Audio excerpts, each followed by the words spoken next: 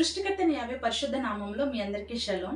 Today message ప్రపంచంలోని మరణం పునరుద్ధాన దేవుళ్ళు మరియు ప్రకృతి దేవుడైన యేసుక్రీస్తు. In the world death and the resurrection of the gods and Jesus Christ is the nature of God. మరణం పునరుద్ధాన కథలు ప్రపంచవ్యాప్తంగా ఉన్నాయి. ఇవన్నీ కూడా ఈక్వినాక్స్ లో మాత్రమే ఈ పునరుద్ధాన దేవుళ్ళు రిజరక్షన్ గాడ్స్ సమ్మర్లోనే మార్చ్ ఈక్వినాక్స్ లోనే చనిపోతుంటారు, రిజరక్షన్ అవుతుంటారు. ఈ యొక్క కథలు ప్రపంచవ్యాప్తంగా ఉన్నాయి. ఇవి వ్యవసాయ చక్రంతో ముడిపడి ఉంటాయి, అగ్రికల్చర్ సైకిల్తో ముడిపడి ఉంటాయి. వసంత కాలంలోని వసంతోత్సవంతో అంటే ఒక అన్యమత పండుగతో ముడిపడి ఉంది.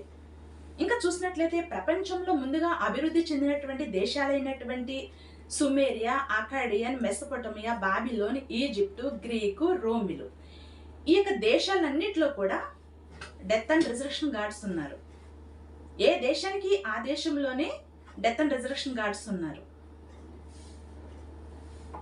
రోమిలు అన్యమతం ఆచరిస్తారు కాబట్టి రోమి లేక మరణ పునరుద్ధాన దేవుడైనటువంటి మిత్రా దేవుడు, అటిస్ దేవుడు, వీరు కూడా మరణించి పునరుద్ధానమైనట్లు వీరు ఫెస్టివల్స్ జరుపుకుంటారు. రోమిలు అన్యమతస్థులు కాబట్టి, సూర్య ఆరాధికులు కాబట్టి, వారు ఎస్టాబ్లిష్ చేసినటువంటి క్రైస్తవ్యంలో కూడా జీసస్ క్రైస్ట్ కి ఈ మరణ పునరుద్ధానం అనేది ఆపాదించారు.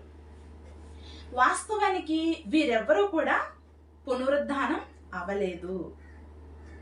ఆనాటి ప్రజలు వారి యొక్క ఊహాజనితమైన మూఢ విశ్వాసాలతో పునరుద్ధానం రిజరక్షన్ అయ్యారు ఈ గాడ్స్ అని వారు ఫెస్టివల్స్ జరుపుకోవడం జరుగుతుంది. ఇదంతా కూడా వ్యవసాయ చక్రంతో ముడిపడి ఉంది కదా. ఎవ్రీ సమ్మర్లో మార్చ్ ఈక్వినాక్స్ లోనే ఈ మరణం పునరుద్ధాన దేవుళ్ళ యొక్క ఫెస్టివల్స్ అనేవి ప్రపంచవ్యాప్తంగా జరుపుకుంటారు. అసలు ఈ యొక్క రిజరక్షన్ ఆఫ్ గాడ్స్ ఎక్కడి నుంచి వచ్చారని చూసినట్లు ఇదంతా కూడా ఒక నేచర్ వర్షిప్ గా కనిపిస్తుంది. పూర్వకాలం చాలా మంది అమాయకత్వంతో వారు ఏమనుకునేవారంటే, సూర్యుడు ఎక్కువ కాంతినిస్తున్నాడు, పగటికి చాలా బాగుంది అంటే సూర్యుడు ఒక దేవుడు అని భావించి భూమి నివాసయోగ్యమైనప్పటికీ భూమిని ఒక దేవతగా వారు ఊహించుకున్నారు. అంటే సూర్యుడు దేవుడు, భూమి దేవత. సూర్యుడు భూమికి వివాహం, సూర్యుడిని తండ్రిగా, భూమిని తల్లిగా, అంటే సూర్యుడు భూమి తల్లిదండ్రులుగా, దేవుడు దేవతగా వారు ఊహించుకున్నారు. సూర్య కిరణాలను బట్టి, సూర్యుడి యొక్క ఆ యొక్క వెలుగును బట్టి, కాంతిని బట్టి భూమికి యాన్యువల్ ఫెర్టిలైజేషన్ జరుగుతుందంట. సూర్యుడికి భూమికి అంటే వీరిద్దరు భార్య భర్తలుగా వీరు ఊహించుకున్నారు కదా సూర్యుడిని భూమిని. వారికి యాన్యువల్ ఫెర్టిలైజేషన్ చేస్తున్నారు వీరే. వార్షిక ఫలదీకరణం జరిగినట్లు ఆ వార్షిక ఫలదీకరణం ద్వారా నేచర్ పుడుతుంది, ప్రకృతి పుడుతుంది. అది ప్రకృతి దేవుడిగా, నేచర్ గాడ్ గా చెట్లను పూజించడం స్టార్ట్ చేశారు. అయితే ఈ విధంగా ఎప్పుడూ కూడా రిజరక్షన్ గాడ్స్ అనేవారు ఎప్పుడు వస్తారు, ఎప్పుడు రిజరక్షన్ అవుతారు? ఎవ్రీ ఇయర్ సమ్మర్లో మార్చ్ ఈక్వినాక్స్ లో మాత్రమే ఈ ప్రపంచవ్యాప్తంగా ఈ యొక్క మరణం పునరుద్ధాన దేవుళ్ళు అనేవి జరుగుతున్నాయి. అయితే భూగర్భంలో అంటే సూర్యుడి యొక్క కాంతిని, సన్ రైజ్ ని బట్టి భూమి ఫలదీకరణం ద్వారా నేచర్ గార్డ్ వస్తున్నాడు కదా. ఆ నేచర్ గార్డ్ వచ్చే ముందు భూగర్భంలో అంటే పాతాళంలో దాగున్నటువంటి నేచర్ గార్డు ఆ యొక్క సన్ రైజ్ కి తను నేచర్ గార్డు పునరుద్ధానం అవుతాడు. దాగున్నటువంటి నేచర్ గార్డు అంటే సూర్యుడు నేచర్ ని పునరుద్ధానం చేసి ఆ నేచర్ గార్డ్ని అంటే ప్రకృతి దేవుడిని, చెట్లుని మరలా పునరుద్ధానం చేసేటటువంటి వరమునిచ్చాడంట సూర్యుడు అని నమ్మేవారు. అంటే నేచర్ ని సూర్యుడికి కుమారుడిగా, ఈ నేచర్ కి తల్లిని భూమిగా వారు ఊహించుకునేవారు. ఎగ్జాంపుల్ చూసినట్లయితే సీడ్ జెర్మినేట్ అవుతుంది, అది ఒక పునరుద్ధానం. ఇంకా యానిమల్ ప్రొడక్షన్, సంతాన ఉత్పత్తి అనేది ఒక రిజరక్షన్. చెట్లు ఆకులు రాలిపోవడం, చెట్లు చిగురించడం, ఇది ఒక రిజరెక్షన్. ఇది ఎప్పుడు కూడా సమ్మర్లోనే, మార్చి ఈక్వినెక్స్ లోనే జరుగుతుంది. ఈ విధంగా పూర్వీకులు సూర్యుడిని దేవుడిగా, భూమిని దేవతగా, వారిద్దరిని భార్య భర్తలుగా, వారికి పుట్టినటువంటి వారు నేచర్ గాడ్గా అని వీరు ఊహించుకుని కుమారుణ్ణి నేచర్ గాడ్గా వారు పూజించేవారు. సృష్టికర్తని యావే తండ్రి పరిశుద్ధ గ్రంథములు అనేక పర్యాయములు మీరు ప్రకృతి ఆరాధన చేయకూడదు, నేచర్ గాడ్ వర్షిప్ మీరు చేయకూడదు అని అనేక పర్యాయములు చెబుతూనే ఉన్నారు, గద్దిస్తూనే ఉన్నారు. సృష్టికర్తని యావే తండ్రి ఈ నేచర్ వర్షిప్ గురించి ఏం చెప్పారు అని చూసినట్లయితే నిర్గమకాండం 20:4 పైన ఆకాశం అందే గాని, భూమి అందే గాని, నేలేందే గాని దేని రూపమును మీరు చేసుకొనకూడదు, వాటికి సాగిల పడకూడదు, వాటిని పూజింపకూడదు అని చెప్పారు. మరి ఆకాశంలో ఉన్న సూర్యుని, భూమిని నివాసయోగ్యంగా ఇచ్చినటువంటి భూమిని దేవతగా ఊహించుకోవడం ఇది ప్రకృతి ఆరాధన. సృష్టికర్తను మర్చి సృష్టిని పూజించడంలో ఒక భాగంగా ఉంది. తండ్రి అక్కడ గద్దించారు, మీరు ప్రకృతి ఆరాధన చేయకూడదు, దేనిని కూడా మీరు విగ్రహాలు చేసుకోకూడదు, వాటి సాగిల పడకూడదని సృష్టికర్తని యావే తండ్రి చెప్పారు. యెషయా 48:13 నేను పిలిస్తే ఆకాశ సమూహము నా ముందు నిలుస్తారు. సృష్టికర్తని యావే తండ్రి చెబుతుంటే సూర్యుని దేవుడిగా, భూమిని దేవతగా, వారిద్దరు భార్య భర్తలుగా, తండ్రి అంట సూర్యుడంట, భూమి అంట తల్లంట. సృష్టికర్తని యావే తండ్రి సూర్యుడిని మనకు వెలుగునివ్వటానికి, పగటిని ఏలడానికి సూర్యుడిని సృష్టించారు. భూమిని మనిషి లేక నివాస యోగ్యంగా భూమిని సృష్టిస్తే భూమిని దేవతగా, తల్లిగా పూజిస్తున్నారు. ఇంకా చూసినట్లయితే ద్వితీయోపదేశకాండం 30:19 భూమి ఆకాశంలో మీ మీద సాక్షులుగా ఉంచా నేను. విట్నెస్ గా పెట్టుకున్నారు తండ్రి సన్ని ఎర్త్ని. విట్నెస్ గా పెట్టుకున్న వారిని తీసుకుని మీరు మాకు దేవుళ్ళు, సూర్యదేవుడు, భూమి దేవత, భూదేవి అని పూజించడం ఎంతవరకు సమంజసం? సృష్టికర్తని విడిచి సృష్టిని పూజించడం. ప్రకృతిలో ఉండేటువంటి సన్ని ఎర్త్ని పూజలు చేసేవారు, వారి యొక్క మూఢ విశ్వాసాలతో ఆ విధంగా చేసేవారు. సృష్టికర్తని యావే కుమారుని అని చెప్పుకుంటున్నటువంటి యేసుమసీహు యేసుక్రీస్తు సృష్టికర్తని యావే తండ్రి ఏది వద్దని చెప్పారో ఆనాటి ప్రజలకి అదే బోధ తీసుకొచ్చాడు. ప్రపంచవ్యాప్తంగా 8 బిలియన్స్ పీపుల్స్ ఉన్నారు, అంటే 800 crores పీపుల్స్ ఉన్నారు. వారిలో 220 బిలియన్స్ పీపుల్స్ వరకు జీసస్ క్రైస్ట్ ని నమ్మారు. అదే concept nature God, nature worship నే క్రైస్తవ్యంలో ప్రవేశపెట్టారు. యేసుక్రీస్తు అనే యేసుమసీహు గురించి ఆ నేచర్ గాడ్ యొక్క ప్రవచనాలు, ఆ నేచర్ యొక్క బోధ ఎలా చెప్పాడో, నేచర్ గాడ్ గా ప్రకృతిని ఆరాధించి ప్రకృతిలో ఉన్న సూర్యుని, భూమిని తల్లిగా భావించాడా, తండ్రిగా భావించాడా లేదా, అసలు ఈ యేసుక్రీస్తు ఎక్కడి నుంచి వచ్చాడు అన్నది కూడా మీరు చూస్తారు. యెషయా 53:2 లేత మొక్క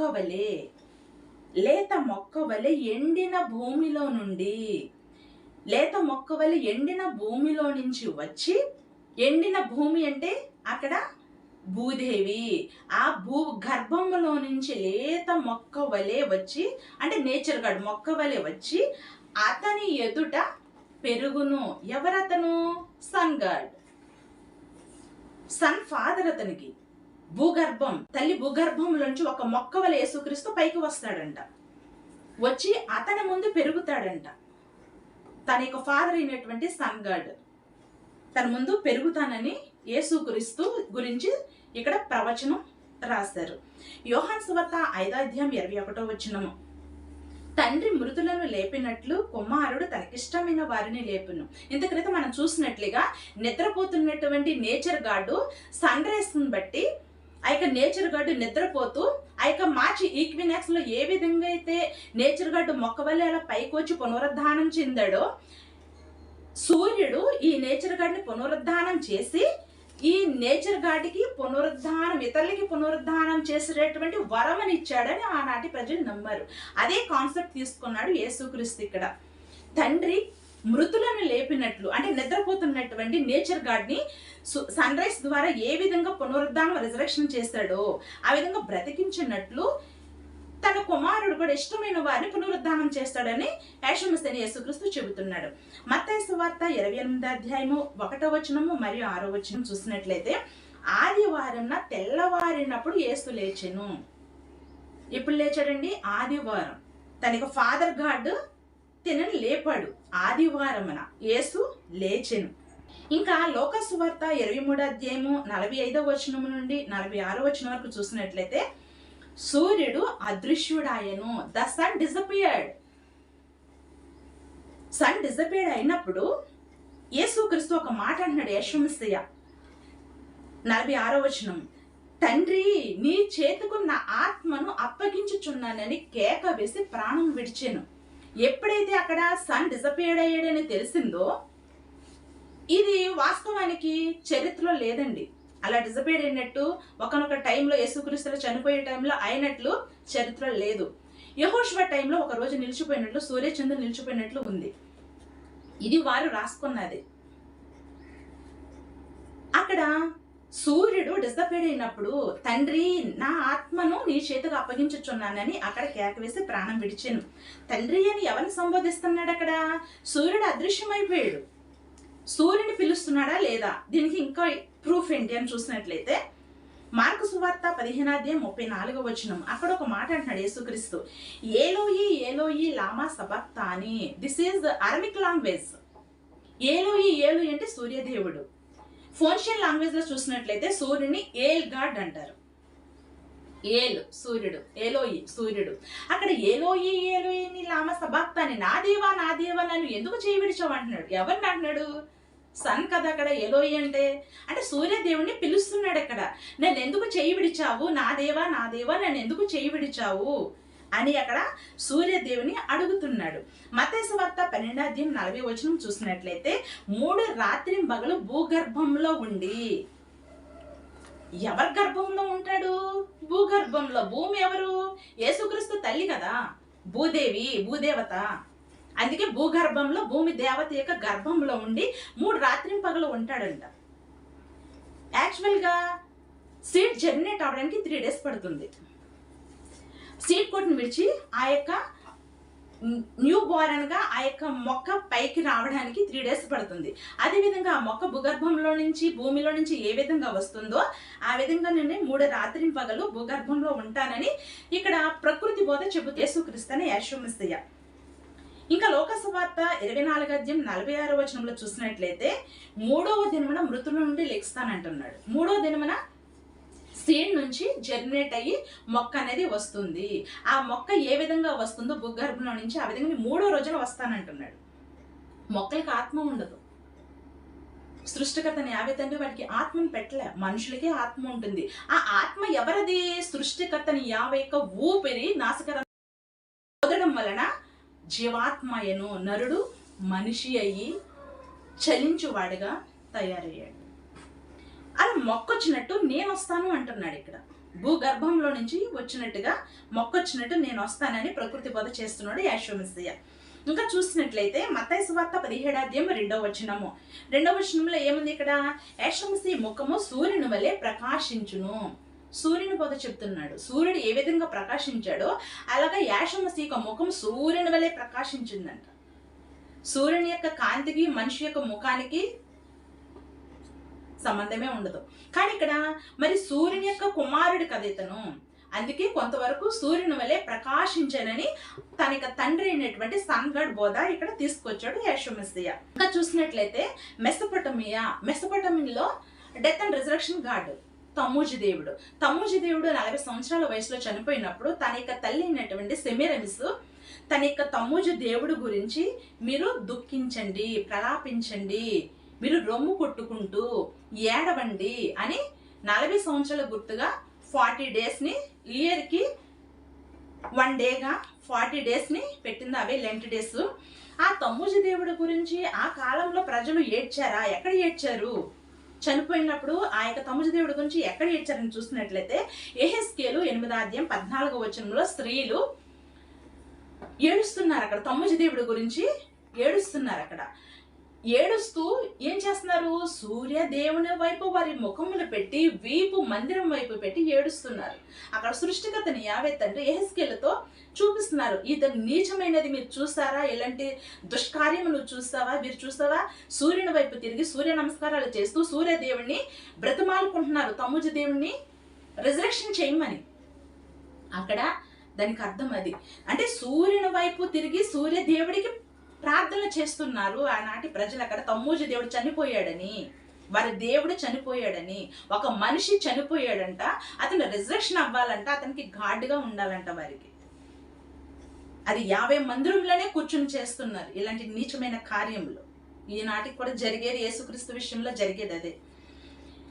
సూర్యదేవునికి మొర పెట్టుకుంటున్నారు తమ్మూజు దేవుడిని పునరుద్ధానం చేయమని. అదే కాన్సెప్ట్ అప్పుడు ఏ విధంగా తమ్మూజు దేవుడి గురించి ఏడ్చారో యాషమసైన యేసుక్రీస్తు గురించి కూడా ఏడుస్తున్నారు. లోక సువార్త 23వ అధ్యాయము 27వ వచనము మరియు 46వ వచనము 48వ వచనం చూసినట్లయితే చాలా మంది స్త్రీలు రొమ్ము కొట్టుకుని దుఃఖిస్తున్నారు యాషమసైన యేసుక్రీస్తుని గురించి, అక్కడ ఏడుస్తున్నారు. ఇంక సూర్యదేవుడు తమ్మూజు దేవుడిని పునరుద్ధానం చేశాడని, ఇతరుల్ని పునరుద్ధానం చేసేటటువంటి వరం ఇచ్చాడని, అంటే తమ్మూజు దేవుడు రిజరెక్షన్ గాడ్, అక్కడ సూర్యదేవుడు రిజరెక్షన్ చేశాడు, ఇతరుల్ని రిజరెక్షన్ చేసేటటువంటి గొప్ప వరం అని ఇచ్చాడు. అంటే ఇతరులను కూడా పునరుద్ధానం చేయగలడు తమ్మూజు దేవుడు. అంటే ఇక్కడ తమ్మూజు దేవుడు ఎవరికంటే ముందున్నాడు? యేసుక్రీస్తు కంటే ముందే మరణ పునరుద్ధాన దేవుడు అమలలో ఉన్నాడు, పూజింపబడుతున్నాడు, గౌరవించబడుతున్నాడు ఆనాటి అమాయక ప్రజల చేత. ఇది గమనించండి. అదే కాన్సెప్ట్ యేసుక్రీస్తు తీసుకున్నాడు.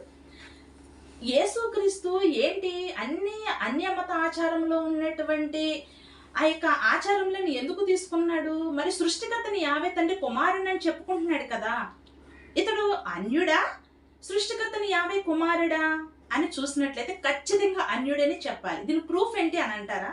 చూడండి, యెహెజ్కేలు 14వ అధ్యాయం 4వ వచనం నుండి 5వ వచనం వరకు చూసినట్లయితే తమ విస్తారమైన విగ్రహమును బట్టి తమ మనసున నిలుపుకొని డైరెక్ట్ గా విగ్రహారాధన చేస్తానే అన్యులు కాదు. ఇక్కడ సృష్టికర్తని ఏవైతే ఏం చెబుతున్నారు? విస్తారమైన విగ్రహములను బట్టి వారు నాకు అన్యులయ్యి, అంటే విగ్రహాలను పూజించుకుని విగ్రహాలను పెట్టుకుంటే వారు అన్యులంట. మరి ఇక్కడ ప్రపంచంలో ఉన్నటువంటి అన్యమతాచారం నేచర్ని ఇతను మనసునందు ఉంచుకుని విగ్రహాలు డైరెక్ట్ గా పూజ చేయకపోయినా సూర్యుని మనసులో పెట్టుకుని ఎత్తని మనసులో పెట్టుకుని ఇవి నాకు తల్లి భూదేవి అని, అక్కడ తండ్రి నాకు సూర్యుడని ప్రకృతి బోధ తీసుకొచ్చాడే, అలా మనసును నిలుపుకున్నాడు. కాబట్టి జీసస్ క్రైస్ట్ ఏమవుతున్నాడు? అన్యుడు అవుతున్నాడు. ఇక్కడ సృష్టికర్తని యావైతే సంబంధం ఏముంది? తండ్రి అక్కడ నేచర్ బోధ చెప్పొద్దు అన్నారు కదా, నేచర్ని అసలు పూజించవద్దు, వాటి జోలికి వెళ్ళొద్దు, అవి నివాస యోగ్యంగా మీకు అవసరమైన రీతిలో నేను వాటిని సృష్టించానని చెబుతుంటే ఆ బాధ వద్దన్న బాధ సూర్యుని చంద్రుని ఈ భూమి గురించి చెప్పడం ఏంటి? ప్రకృతి గురించి చెప్పడం ఏంటి? మొక్క వలె వస్తాననడం ఏంటి? సూర్యుని వల్ల ముఖం ప్రకాశిస్తుంది అంటాం ఏంటి? ఆ పూర్వకాలంలో ఈ రెండిట్లకి సన్కి ఎర్త్కి నేచర్ పుట్టడం వల్ల ఆ నేచర్ గాడ్ ను వాళ్ళు పూజించినట్లు వారికి తెలియక వారు పూజిస్తే, అదే విధంగా నేను కూడా అతని ముందు ఎదుగుతాను, భూగర్భంలో నుంచి వస్తాను, నేచర్ గాడ్ గా ఉండడం ఏంటి? యేసుక్రీస్తు గమనించండి ప్రియ సహోదరి సహోదరులారా, యేసుక్రీస్తు అంటే నాకు పగేమీ లేదు, అసహ్యమేమీ లేదు. ఆయన ఒక నార్మల్ మ్యాన్. సృష్టికర్త ఎవరో ఆయన గురించి చెప్పడం నా బాధ్యత, మీరు తెలుసుకోవడం మీ బాధ్యత. సృష్టికర్తైన యావే తండ్రిని మాత్రమే ఆరాధించండి. ఇలాంటి అన్యమత ఆచారాలని విడిచిపెట్టాలి, మీరు రక్షించబడాలనేది నా ఆశ. ప్రతిదీ గమనించండి, నేను చెబుతున్న ప్రతిదీ గమనించండి. ఇంకా యోబు 31వ అధ్యాయం 26వ వచనం నుండి 27వ వచనం వరకు చూసినట్లయితే అక్కడ యోబు ఒక మాట అంటున్నాడు, సూర్యుడు ప్రకాశించినప్పుడు సూర్యునే గాని, చంద్రుడు కాంతివంతంగా ఉన్నప్పుడు చంద్రుడినే గాని నా యొక్క హృదయము రహస్యంగా ప్రేరేపించబడి వాటి తట్టు తిరిగి నేను ముద్దు పెడితే సృష్టికర్తని యావే మహిమయందున్నటువంటి సృష్టికర్తని యావే దృష్టికి ఏం చేసిన వాడు అవుతాడంట? వేషధారిని అవుతానంటున్నాడు.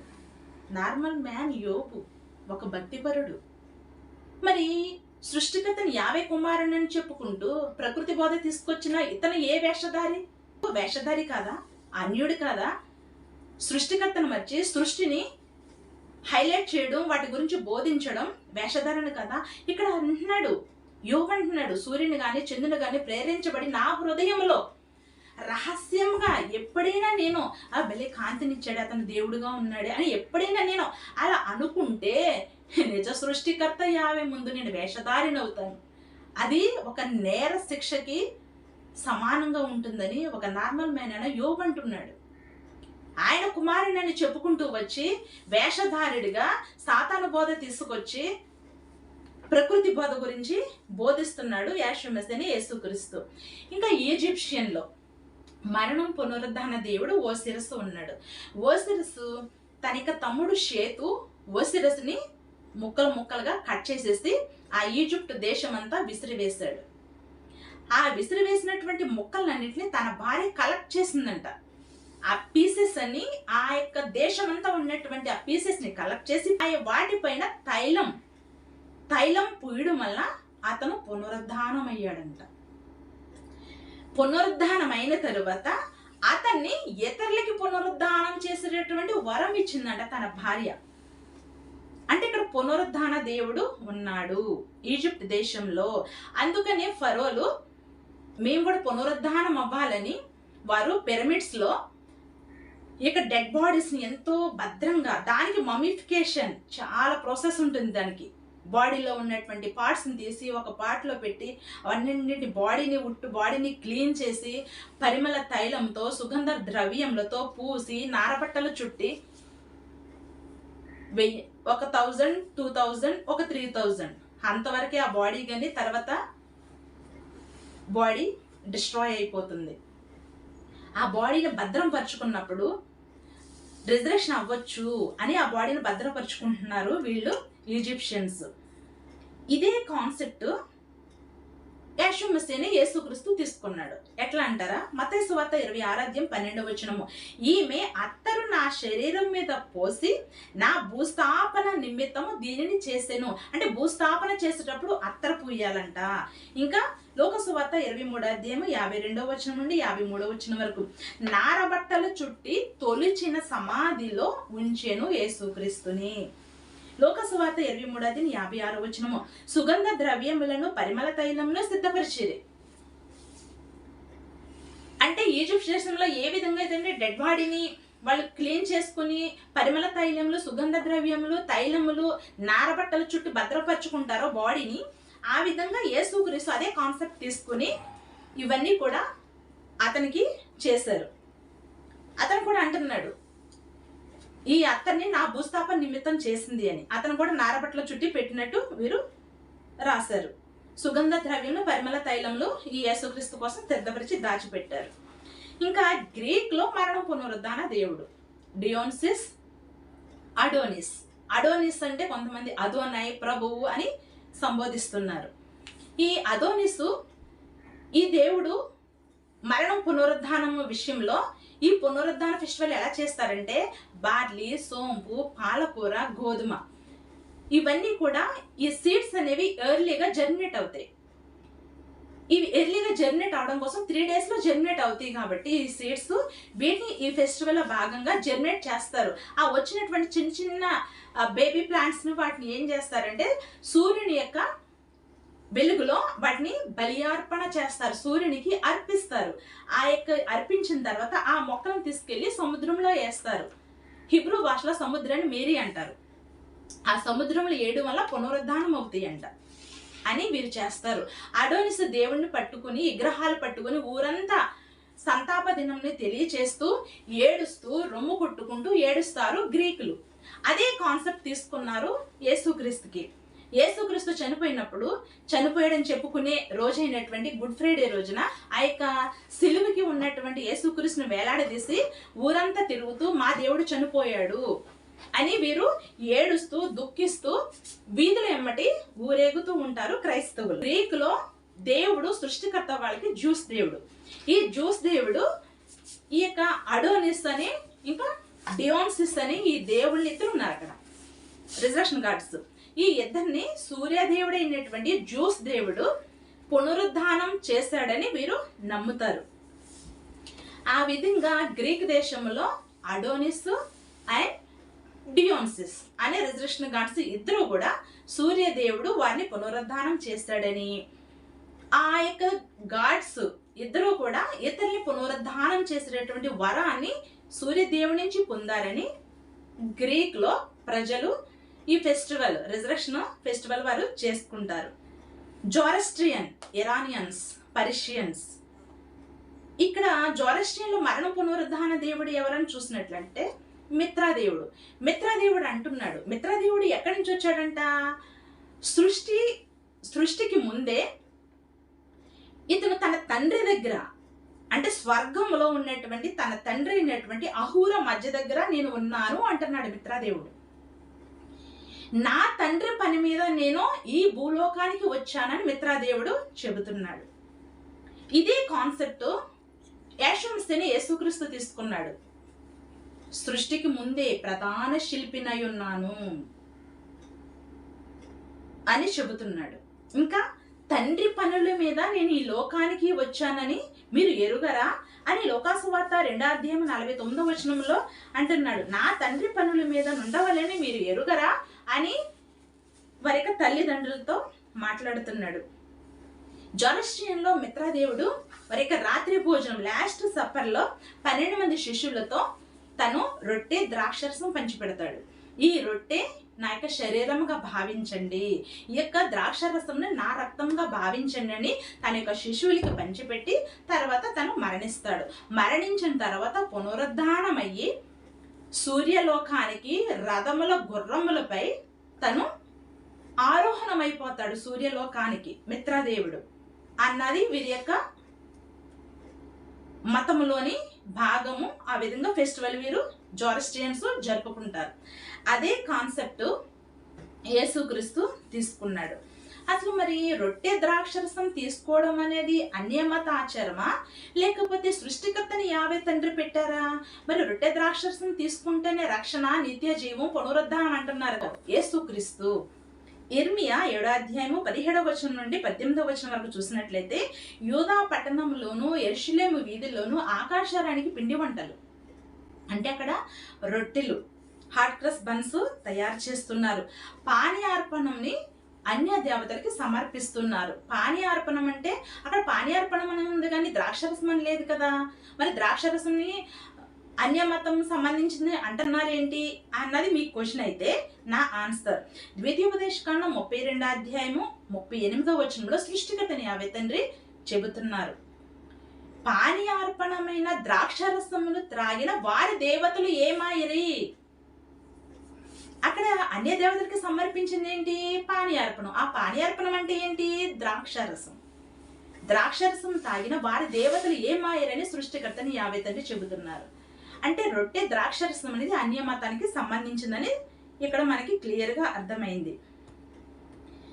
మరి ఇక్కడ యేసుక్రీస్తు ఏమంటున్నాడు?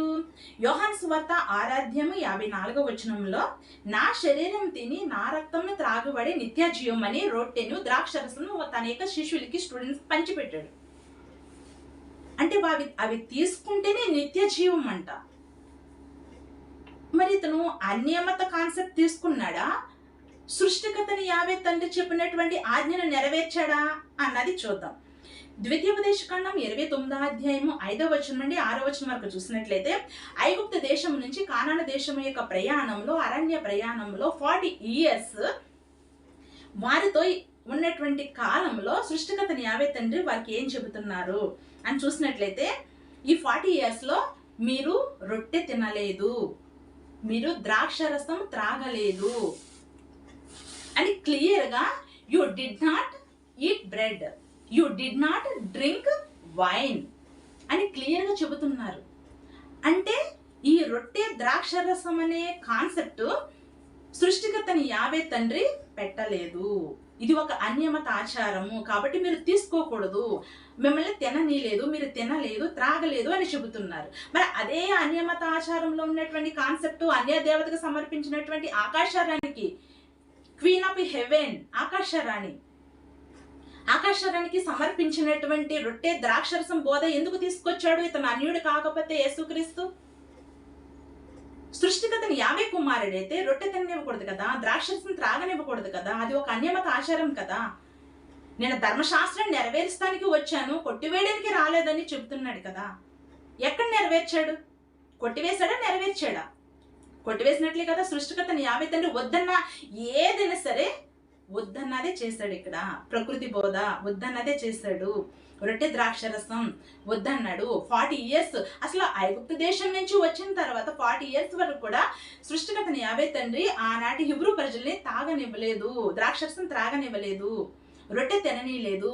అలాంటి తిననీని బోధని ఎందుకు తీసుకొచ్చాడు యేసుక్రీస్తు యేసు మెస్సియా? అన్య బోధన ఎందుకు తీసుకొచ్చాడు? ఇతను అన్యుడు కాబట్టి, అన్య మతస్థుడు కాబట్టి, విగ్రహాలకు సంబంధించిన బోధ తీసుకొచ్చాడు కాబట్టి, సాతానుకు సంబంధించిన బోధ తీసుకొచ్చాడు కాబట్టి ఇతడు అన్యుడు. ఆ విధంగా మిత్రదేవుడు చనిపోయి ఆరోహణం అనేది గుర్రముల పైన సూర్యలోకానికి ఆరోహణం అవుతాడు కదా జోరస్ట్రియన్ మిత్రదేవుడు. అదే కాన్సెప్ట్ తీసుకున్నాడు జీసస్ క్రైస్ట్ అయిన యేసుక్రీస్తు అని యేసు మెస్సియా. హబకుకు 3:8 నీ గుర్రములను కట్టుకుని రక్షణార్థమైన రథముల మీద, ఇక్కడ రథములు రక్షణార్థమైనవి అంట, రక్షణ కలిగిస్తాయి అంట. ఈ యొక్క రథములు, గుర్రముల యొక్క రథములు, అక్కడ నీ గుర్రములు కట్టుకుని రక్షణార్థమైన రథముల మీద ఎక్కి వచ్చుచున్నావు అని సూర్యదేవుడు గురించి రాయబడి ఉంది. ఈ సూర్యదేవుడు గుర్రముల పైన వచ్చి ఎవరిని రక్షించాడు? హబకుకు 3:13 నీవు నియమించిన అభిషక్తుని రక్షించుటకు బయలుదేరి వచ్చుచున్నావు. అభిషక్తుడంటే ఎవరు? యెహోవా మెస్సియా. మెస్సియా అంటే అభిషక్తుడు, సూర్యదేవుడు ఏర్పరిచినటువంటి, అంటే సూర్యదేవుడు కాదు అతను, సూర్యుడు వెలుగునివ్వటానికి సృష్టికర్తని యావే తండ్రి ఏర్పరిస్తే సూర్యుని ఒక దేవుడిగా అనుకున్నారు అన్యులు, సృష్టికర్తని విసర్జించిన వారు. ఆ విధంగా సూర్యుని గుర్రముల పైన వస్తాడు, ఈస్ట్ వెస్ట్ వరకు గుర్రముల పైన ప్రయాణం చేస్తాడు అని వారు నమ్మేవారు. ఆ విధంగా మరి సూర్యదేవుడు అంటున్నారు కదా, ఆ సూర్యదేవుడు గుర్రముల పైన వచ్చి ఎవరిని రక్షిస్తాడంట? అభిషక్తుడిని రక్షిస్తాడు. అభిషక్తుడు అంటే యేసు మెస్సియా. అంటే చనిపోయినటువంటి యేసుక్రీస్తుని పునరుద్ధానం చేసింది ఎవరు? ఎవరు రక్షించారు? ఆయన తండ్రి లేపినట్లు నేను లేపుతాను అంటున్నాడు కదా, అతని తండ్రి ఎవరు? Sun God. అభిషక్తుని రక్షించడానికి వచ్చింది ఎవరు? Sun God. సృష్టికర్తని యావే తండ్రికి యేసు మెస్సియా యేసుక్రీస్తుకి ఎట్లాంటి సంబంధం లేదు. ప్రకృతి బోధ తీసుకొచ్చాడు. ఆ ప్రకృతి దేవునిగా పూజిస్తున్నటువంటి ఆ సన్ గాడే గుర్రముల రథముల పైన వచ్చి ఆ యొక్క అభిషక్తుని రక్షించాడని హబకుకులో ఉంది.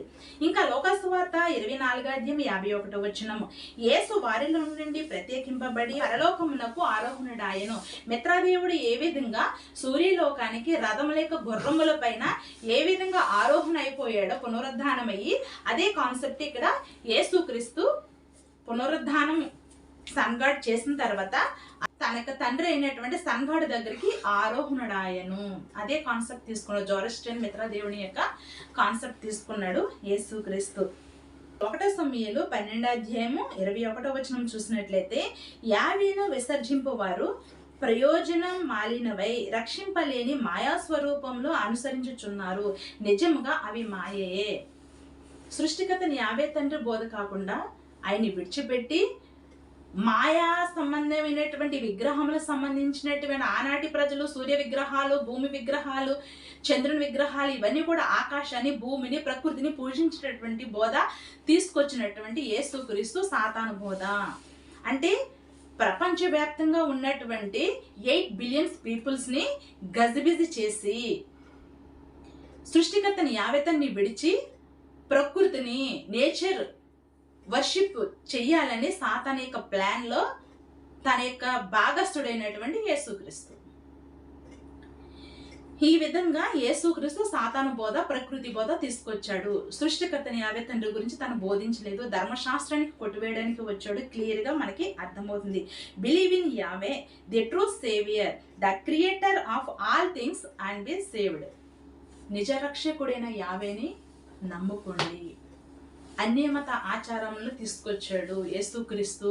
ప్రతిదీ అన్యమత బోధే.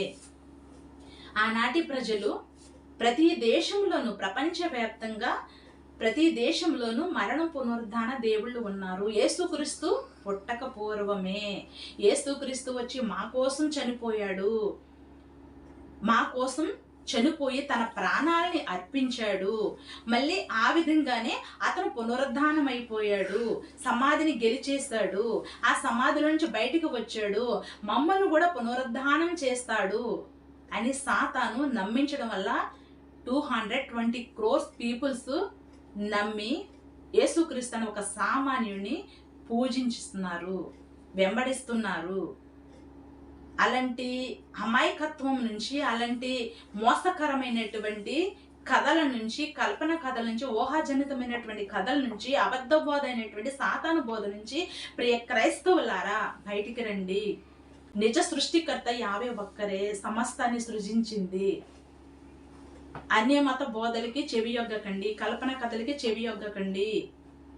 యేసుక్రీస్తు చేసిన ప్రతి ఒక్క బోధ ప్రకృతి బోధ, సాతాను బోధ. సృష్టికర్త యావే తండ్రికి ఎట్లాంటి సంబంధం లేదు.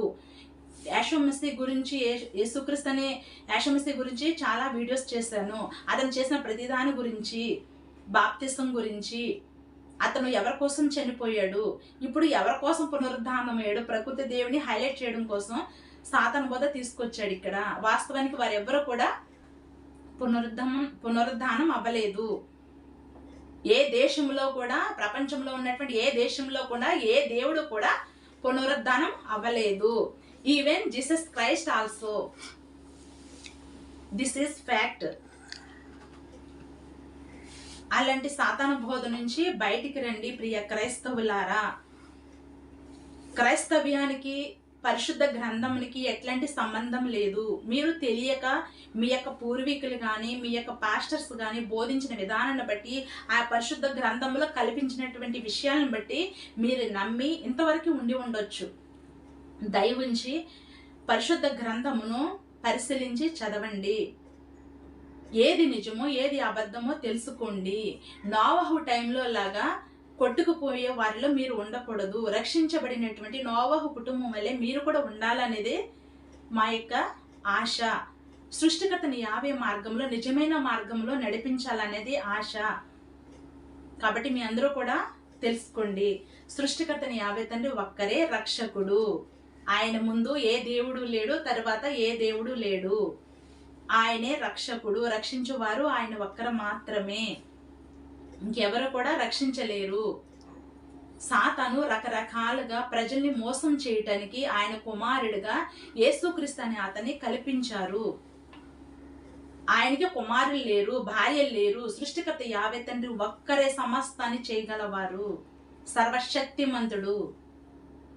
దయవించి అందరూ తెలుసుకుని ఆ యొక్క సాతాను బోధ అనేటువంటి యేసుక్రీస్తు బోధ నుంచి, యేసుక్రీస్తు నుంచి విడుదల పొంది సృష్టికర్తని యావే మార్గంలో వచ్చి రక్షణ పొందుతారని కోరుచున్నాను. Thank you.